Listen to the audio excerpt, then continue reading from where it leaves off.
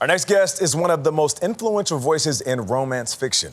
New York Times bestselling author Kennedy Ryan has written more than 20 romance novels since she started her debut in 2014. Her latest is called Can't Get Enough, which is fitting because we can't get enough of her. Yeah. It's the final chapter in the series that is set in the fictional Atlanta neighborhood of Skyland, home of three women whose friendships anchor them through love, heartbreak, and self-discovery.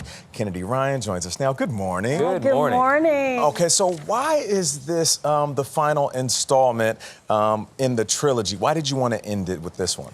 You know, I'm not going to say I was saving the best for last. Okay.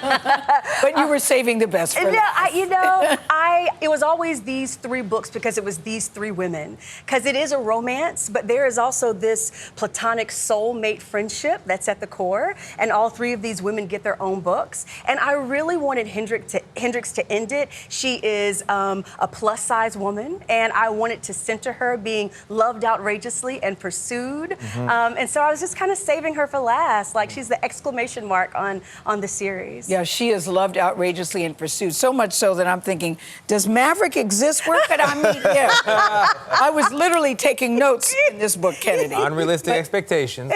I don't know. I looked, because number one, the sex scenes are so steamy. How do they do that? My follow-up. But this is the thing. You talk about your writing is a cross between swoon, mission accomplished, and social commentary. Yeah. What do you mean by that in terms of your work? I am looking, there's like an intersection of swoon and commentary, social commentary. And what I mean by that is so often some people are a little dismissive of romance and think that it's just light, that it's just fluffy. And I want to say, like, if something is light and fluffy, that's fine for the sake of just enjoying it. But they see it sometimes as just like escapist. Like romance is this escape from life, like this portal out. And I see, the way I write romance is a portal into life, meaning it can actually inform some things about how we're living, not just escape. Because when you're talking about, does Maverick exist?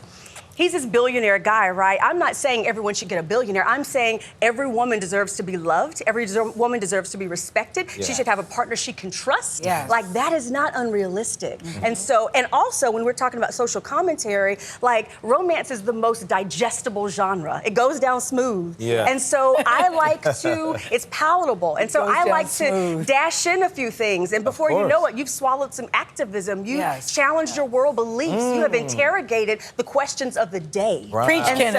Preach.